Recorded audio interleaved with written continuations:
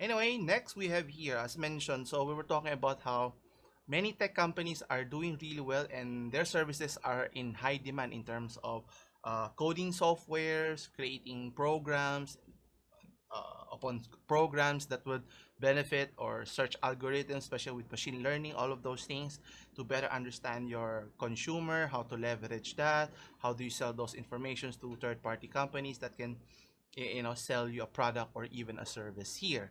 Now, what's interesting, according to businessinsider.com, the article states the big tech companies' salaries were revealed, and you can see how much engineers, developers, and product managers make in many companies such as Amazon, Google, Apple, Microsoft, Intel, Uber, and other companies as well. So let's take a closer look here.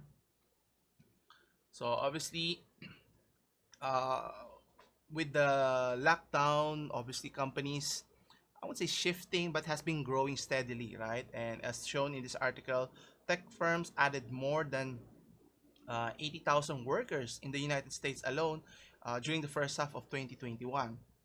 So I mean, there's a surge of demand, and in particular, the company Google, which is the parent company of Alphabet, hired more than 4,000 employees in the second quarter alone. And there were 300 open tech jobs that were posted last June.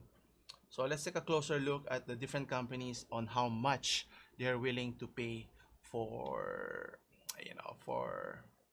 for the best people in the market here. So let's see here. So you have, let's start with, was it IBM? Or was it? There you go.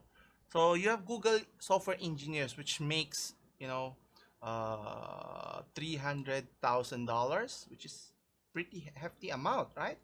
And if you look at it closely, so a software engineer is offered over $300,000. That's a pretty significant amount, right?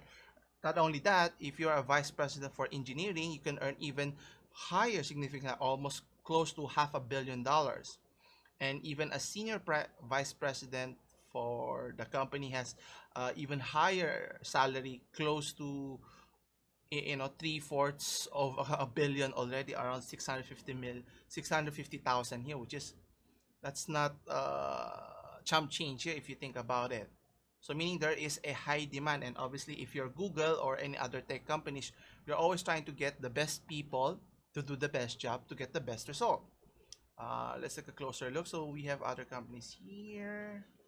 Yes, we also have Amazon here. If you take a closer look, uh, since Amazon is known for their cloud services, the Amazon Web Services is another. So if you're a cloud solutions architect, you can be paid in the range of between 90,000 to almost $200,000, depending on the locations here. And what's interesting here, let's see here. Yeah, so not only Google, not only Amazon provides a high salary, you also have Apple that pays a pretty hefty sum. Obviously, Apple is known for being able to market their product, whatever the product they're just selling. So, you need to get the best people to market your products or services here. And they're willing to pay a hefty sum of a little over $300,000 here, which is no small feat. And you also have marketing managers that earn almost $250 million. And then obviously if you are marketing senior director, you earn slightly more, a little over 300,000 here. So apart from Apple, we also have there you go. We also have Microsoft. It's another example that pays really well in terms of their software engineers, sales managers, and even researchers. So if you look at their profile here, they pay almost 200,000 or more at high-end jobs. They also pay even more, $250 million, for positions like sales manager. So meaning, obviously Microsoft has a vast portfolio in terms of their business, not just in what I call this, in the software with Windows. They also have the gaming division and other services here.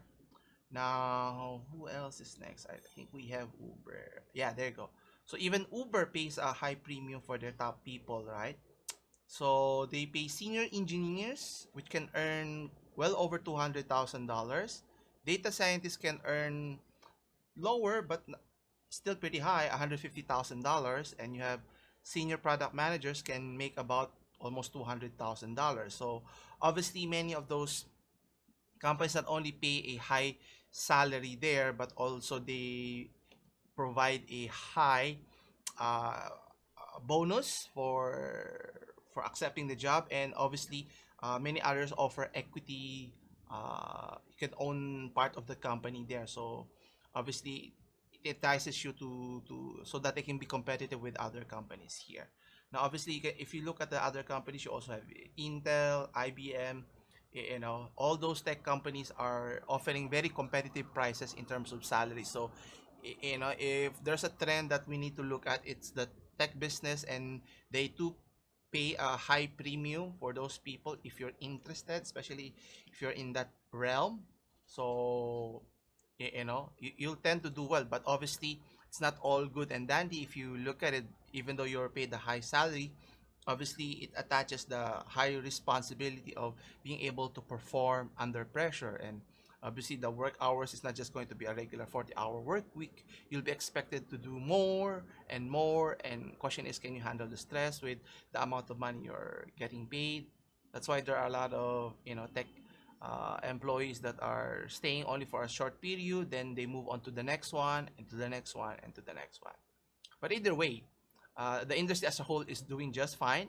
But the question is, can that be translated to other industries as well? Maybe it all boils down to a supply, law of supply and demand here.